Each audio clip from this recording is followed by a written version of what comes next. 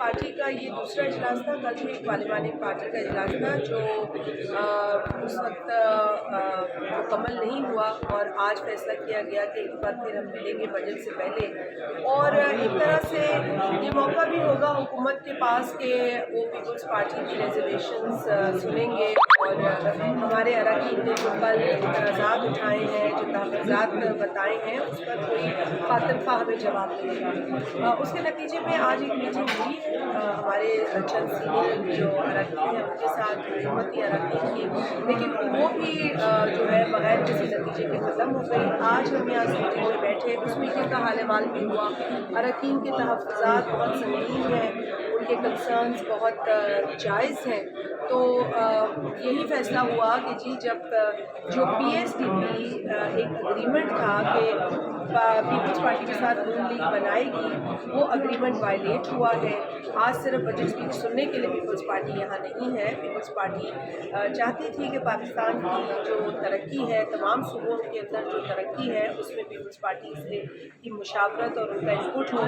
لیکن جب P S D P مل کر بنانے کے اگریمنٹ کو نون نے وائلیٹ کیا تو اراکین نے احتجاج کیا اس بات پر اور یہ فیصلہ کیا گیا. اچھا, ایک تو ہم نے یہ بھی جملہ پورا کرنے سے میم کیا فیصلہ ہوگا آج؟ فیصلہ یہ ہوا ہے کہ پاکستان پیپلز پارٹی اس بجٹ کی اسپیچ میں موجود نہیں ہے, بائک آؤٹ کرے گی. اچھا, ایک اور سوال ہے کہ 4-5 دن پہلے تو آپ کو بریفنگ بھی دی گئی, کل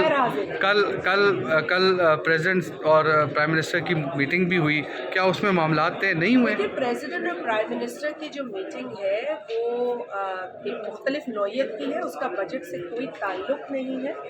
اور پرائم منسٹر صاحب نے کال آن کیا ہے پریزیڈنٹ صاحب پر, اور اس کا میں سمجھتی ہوں یہ نتیجہ اخذ نہیں کرنا چاہیے کہ وہاں بجٹ ڈسکس ہوا. وہاں بجٹ پر کوئی بات نہیں. 4-5 دن پہلے جو آپ کو بجٹ پہ بریفنگ دی گئی تھی, دیکھیے بجٹ کے حوالے سے ہمارے, جیسے میں نے پہلے بھی کہا کہ بلاول بھٹو صاحب نے ہمیشہ ڈائیلاگ کو ترجیح دی ہے. حکومت کو ہم سپورٹ کر رہے ہیں, اسی لیے بارہا ہم یہ کوشش کرتے ہیں کہ ہم کسی نہ کسی طریقے سے اپنے کنسرنس ان تک پہنچائیں, اور ان سے کوئی اگر ہمارا کنسرنس ان کے ریڈریسل ہوتا ہے تو وہ ان سے کروائیں. اور اسی سلسلے میں ہم نے کوشش یہی کی کہ ہمارے کچھ اراکین ان سے بیٹھیں, مل کر بات کریں.